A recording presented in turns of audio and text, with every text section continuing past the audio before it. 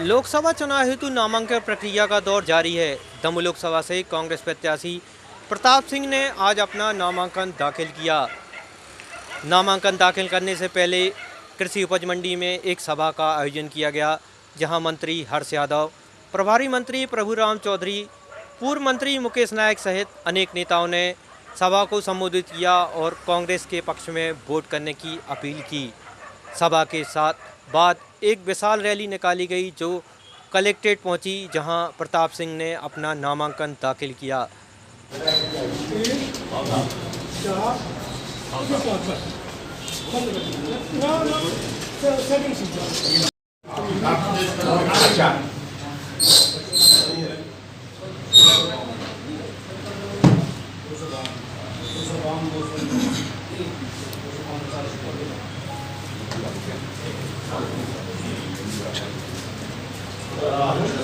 और सिर पर कांग्रेस की टोपी लगाकर पोलिंग बूथ तक जाना होगा। दोस्तों, मैं आपसे कहना चाहता हूँ, मैं नौजवान मित्रों से कहना चाहता हूँ कि युवा शक्ति तो वो शक्ति है दम भाते बड़ी कहानी में।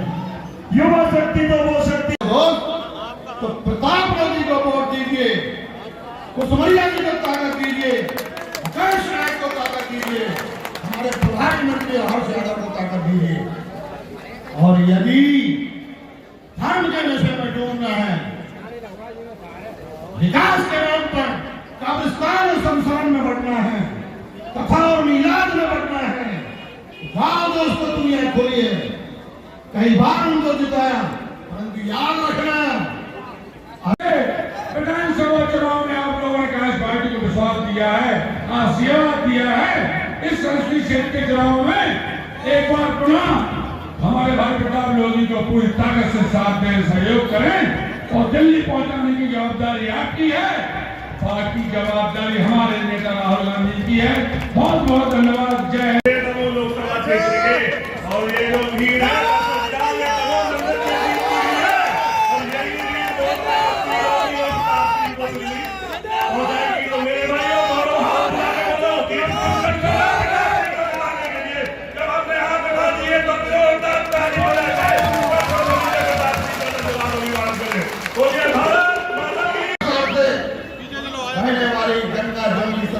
जिंदा रखने के लिए इस दमोह लोकसभा क्षेत्र का एक एक गांव का कार्यकर्ता मौजूद है।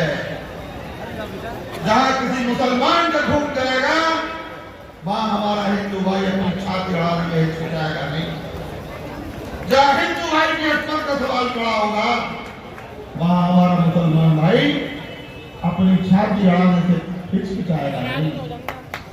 इस देश के अंदर इससे बड़ा दुर्भाग्य क्या हो सकता है? नौजवान के तन के ऊपर हाथ के अंदर तिरंगे झंडे की जगह धर्म का झंडा पकड़ा दो। चुनाव का आधार इस जिले के अंदर रोजगार न होकर के शमशान और कब्रिस्तान की भूमि की मामूली बात है। गाय और सुअर के ऊपर इंसान को लड़ाकर वोट का बंटवारा कर दो। हम मंत्री भी रहे, 4 बार सांसद भी रहे इसी क्षेत्र से और हटा क्षेत्र से विधायक भी रहे। पार्टी को 4 आना की सदस्यता देकर के हमने सदस्य बनाया, लेकिन भारतीय जनता पार्टी में इतने बेईमान लोग हैं जिनसे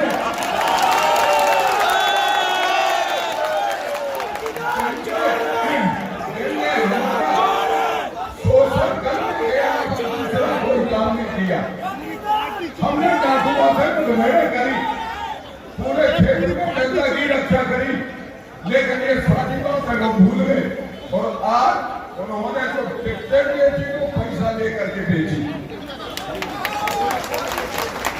मैं ये कहने के लिए आया हूँ, हालांकि मेरा गला खराब है, लेकिन फिर भी आप लोग पढ़ाने के लिए बोलने की हिम्मत कर रहा हूँ। आपको सबको मालूम है, हमने भारतीय जनता पार्टी को सबक सिखाने के लिए वो संस्कारों की बात करते हैं, लेकिन बुजुर्गों की हालत देखो आप क्या है। एक एक करके, चाहे वो आडवाणी हो, चाहे डॉक्टर मुरली मनोहर जोशी साहब हो, इनको एक तरफ किनारे करके और इन्होंने एक मैदान साफ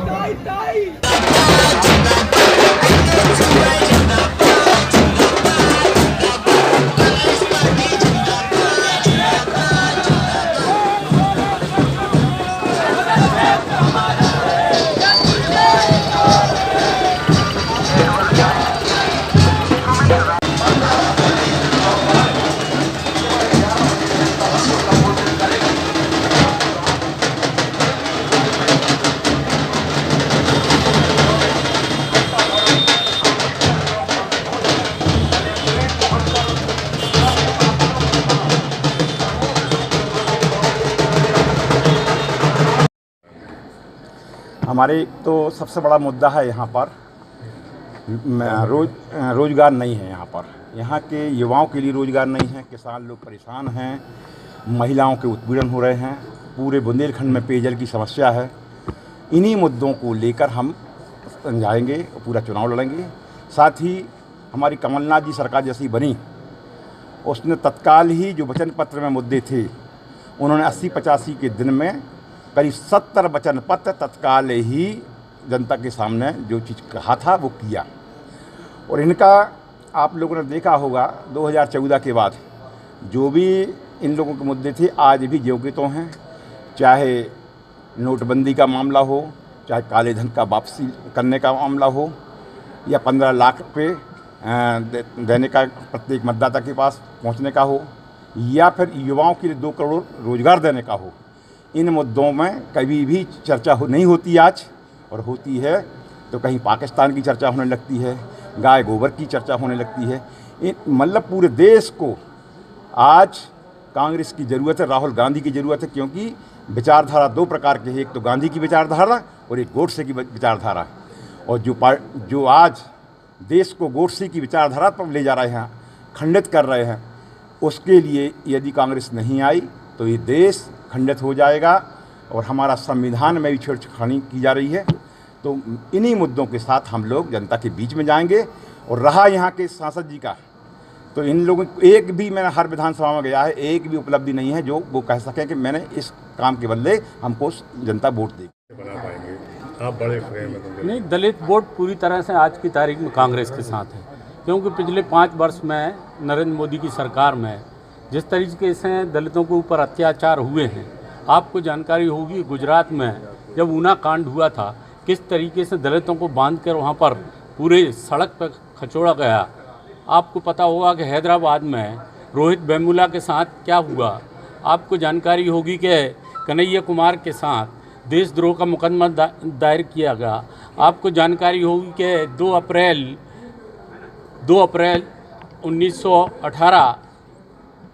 2018 में आपने देखा होगा कि किस तरीके से दलितों को सड़क के ऊपर पीटा गया। वो अपनी बात, अपनी मांग रखने का अधिकार प्रजातंत्र में सभी को, और अनेक लोगों को तो दलित वर्ग बुंदेलखंड के दलितों को लेके क्या है? नहीं, बुंदेलखंड का और देश का दलित एक दलित है, कोई अलग अलग दलित नहीं है। बुंदेलखंड में अलग हो या मालवा में अलग हो या मान लो देश में अलग हो, सारे दलित या अनुसूचित जाति और जनजाति के लोग जिनके साथ भारतीय जनता पार्टी के शासनकाल में अत्याचार हुए। इसमें आज बीजेपी के चुनाव अभियान में भूख, गरीबी, अज्ञान और अशिक्षा जैसे गंभीर सवालों पर बीजेपी का कोई भी नेता बात करने के लिए तैयार नहीं है। ऐसे मुद्दे जो जीवन को स्पर्श ही नहीं करते, आज मोदी जी चुनाव उसके आसपास केंद्रित करने का प्रयत्न कर रहे हैं।